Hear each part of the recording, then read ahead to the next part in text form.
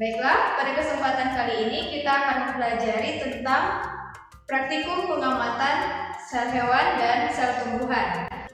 Ops, karena kita praktikum, jom ke lab. Nah, sebelum kita memulai praktikum, kita kemarin sudah mempelajari apa itu pengertian dan definisi dari sel. Nah, sel ini merupakan unit fungsional terkecil penyusun dari makhluk hidup. Nah, karena berbentuk mikroskopik, maka sel ini tidak bisa kita amati secara kasat mata. Nah, oleh karena itu kita melakukan praktikum ini untuk melihat bagaimana tampilan sel jika kita lihat di bawah mikroskop.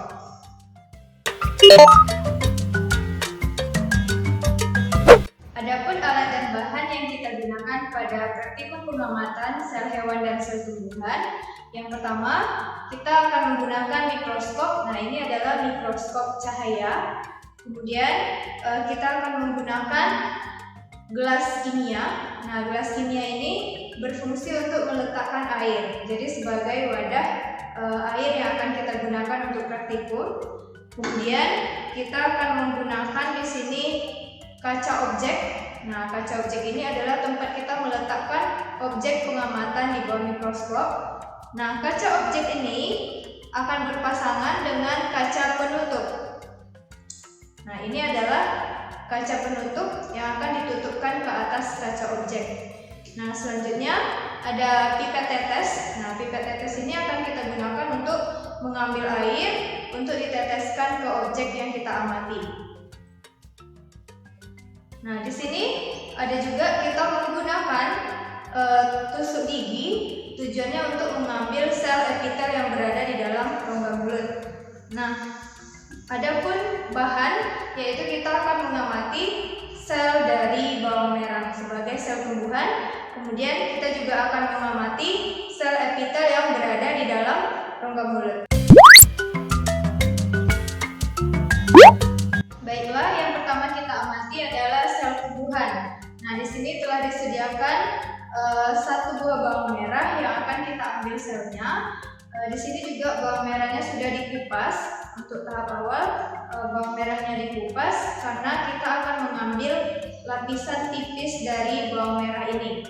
Kemudian untuk pertama kali dalam pembuatan preparat ataupun sediaan yang kita amati, nah kita harus mengambil bagian yang paling tipis dari bawang merah ini.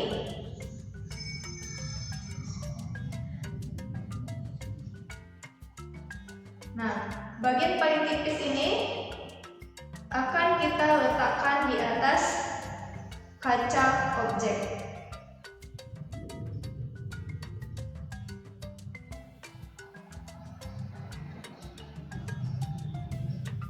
Nah, seperti ini ya.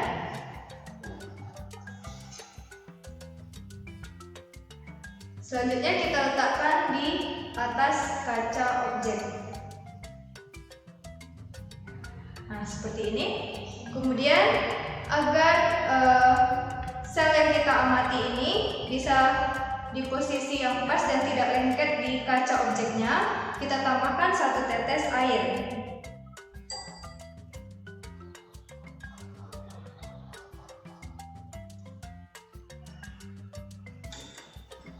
Nah, setelah kita tambahkan 1 tetes air, kita tutup kaca objek dengan kaca penutup.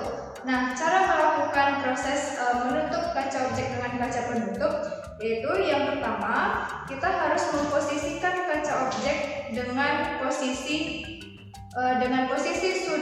membentuk sudut 45 derajat seperti ini.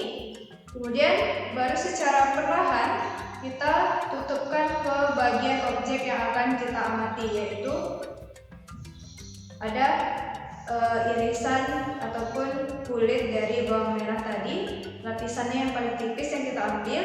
Nah, kenapa juga harus dengan sudut 45 derajat tadi? Tujuannya adalah untuk menghilangkan gelembung udara yang akan menghalangi kita dalam mengamati sel tumbuhan ataupun sel pada bawang merah.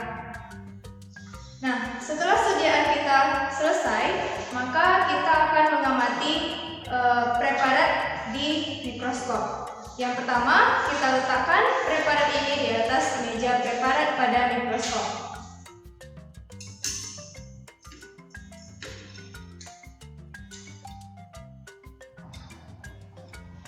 Nah, jangan lupa dibuka penjepit dari preparat ini, kemudian dipasangkan lagi penjepitnya sehingga preparat ini tidak lari dari meja preparat. Jadi posisinya pas untuk kita amati. Nah, tentunya di sini mikroskopnya sudah kita hidupkan, sudah ditekan tombol on. Nah, buktinya di sini cahaya mikroskopnya sudah menyala. Pastikan cahayanya masuk ke atas meja preparat. Maka preparat ini sudah siap kita amati.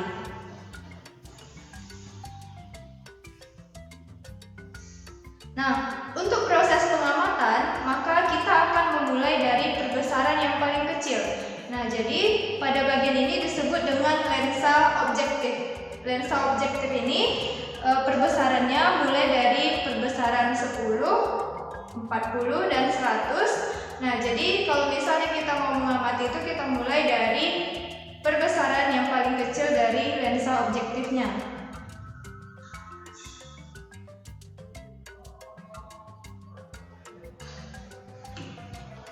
Nah, setelah kita paskan posisi lensa objektif pada ukuran yang paling kecil, maka kita akan mengamati preparat yang sudah kita letakkan.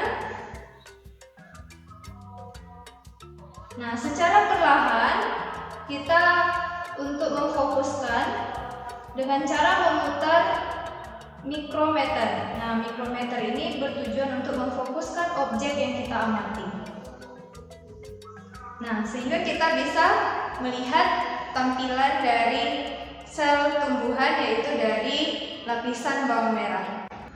Oke, let's go to the next lab. Kita lanjutkan praktikum yang kedua, yaitu pengamatan sel hewan. Nah, pada kesempatan kali ini kita akan mengamati sel epitel yang berada di dalam rongga mulut. Nah, untuk pertama kali kita akan menggunakan tusuk gigi ini untuk mengambil bagian epitel di dalam rongga mulut. Nah, setelah kita mengambil epitel di dalam rongga mulut ini, kita akan mengoleskan hasil epitel yang kita ambil tadi ke atas kaca objek.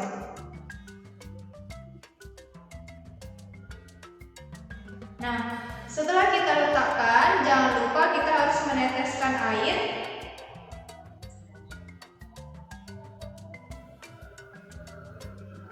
Kita teteskan 1 tetes air ke atas bagian yang telah kita tempelkan bagian epitel dari rongga mulut tadi. Dan sama seperti tadi, kita tempelkan lagi kaca penutup dengan posisi membentuk sudut 45 derajat dan ditutupkan secara perlahan. Nah, sehingga telah dihasilkan preparat epitel rongga mulut.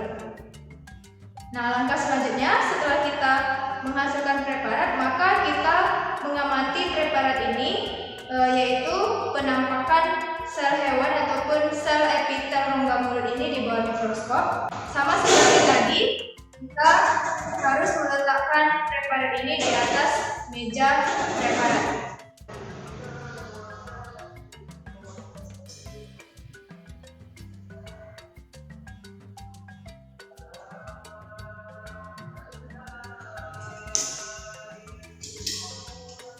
Nah, jangan lupa kita jepit kembali preparat yang telah kita letakkan di atas meja preparat ini. Nah, baru kita amati dari perbesaran paling kecil. Kita amati mikroskop. Nah, jangan lupa untuk memfokuskan mikroskop ini, kita putar kembali bagian mikrometer agar yang kita lihat itu lebih fokus dan lebih jelas di saat kita mengamati.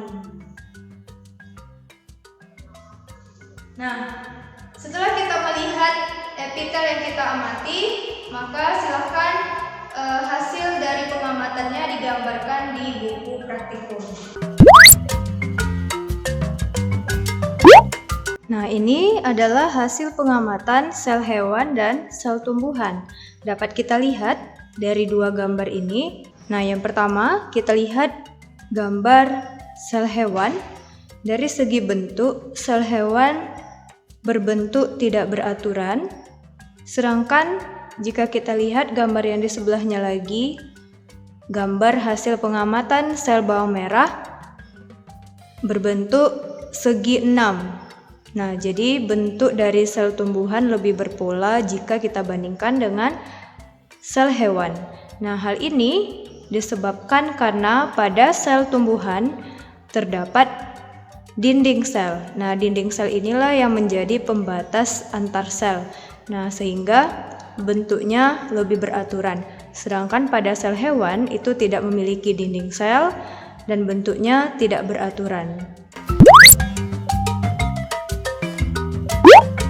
Nah, ini merupakan hasil pengamatan sel tumbuhan, yaitu dari lapisan bawang merah. Nah, setelah kita lihat dan kita beri keterangan bahwasanya sel tumbuhan memiliki bentuk seperti segi 5 ataupun segi 6 seperti ini. Nah, bentuk segi ini ada karena sel pada tumbuhan itu memiliki dinding sel. Nah, kemudian setelah dinding sel, bagian di dalamnya itu ada membran sel. Kemudian bagian yang setelah membran sel itu ada sitoplasma. Kemudian bagian yang paling tengah yang berbentuk bulatan itu adalah bagian nukleus atau bagian inti dari sel. Nah, dari penampakan ini hanya bagian-bagian itu saja yang bisa kita amati dari hasil pengamatan menggunakan mikroskop cahaya. Nah, jika kita ingin melihat hasil pengamatan yang lebih detail, itu bisa menggunakan mikroskop elektron, sehingga kita bisa melihat hasil pengamatannya itu bisa menampilkan seluruh organel penyusun, bahkan seluruh struktur dari sel tumbuhan itu sendiri. Berikut adalah hasil pengamatan sel hewan, yaitu sel epitel pada rongga mulut bagian dalam. Nah, seperti yang kita lihat pada gambar, dari gambar bisa diamati bahwasanya pada sel hewan ini kita bisa menemukan adanya membran sel, kemudian sitoplasma, kemudian nukleus ataupun inti sel. Nah, hal ini berbeda dengan tumbuhan. Nah, sedangkan pada tumbuhan dapat kita lihat pada hasil pengamatan sel tumbuhan ada dinding sel. Nah, dari dua gambar ini bisa kita bandingkan bahwasanya sel tumbuhan memiliki dinding sel, sedangkan sel hewan tidak memiliki dinding sel.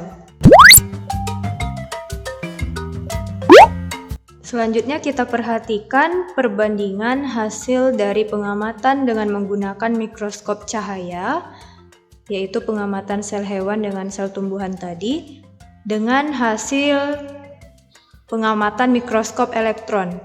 Nah, dapat kita lihat bahwasanya hasil pengamatan dengan menggunakan mikroskop cahaya pada sel hewan, di situ kita hanya bisa melihat bagian membran sel, kemudian bagian sitoplasma dan nukleus. Nah, sedangkan pada sel tumbuhan kita bisa melihat bagian dinding sel, membran sel, sitoplasma dan nukleus. Kemudian di bawah masing-masing gambar itu merupakan gambar hasil pengamatan sel dengan menggunakan mikroskop elektron. Nah, gambar yang menggunakan mikroskop elektron ini dapat dilihat lebih detail dibandingkan hasil pengamatan menggunakan mikroskop cahaya. Nah, pada mikroskop elektron kita bisa melihat secara detail bagian per bagian dari organel sel, seperti yang kita lihat pada gambar di bawah dari hasil pengamatan dengan menggunakan mikroskop cahaya. Nah, itulah perbedaan dari cara kerja hasil pengamatan mikroskop cahaya dengan mikroskop elektron. Nah, jika kita ingin melihat sel secara detail, maka kita lebih baik memperhatikan hasil pengamatan dari mikroskop elektron. Nah, jika kita ingin melihat sel secara umum, nah kita bisa melihat menggunakan mikroskop cahaya. Nah, seperti yang kita lakukan pada praktikum yang telah kita laksanakan tadi. Nah, demikianlah tadi praktikum kita tentang pengamatan sel hewan dan sel tumbuhan.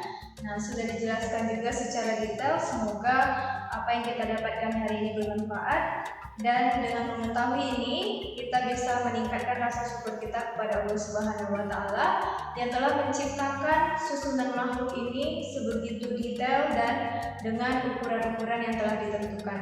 Terima kasih. Assalamualaikum warahmatullahi wabarakatuh.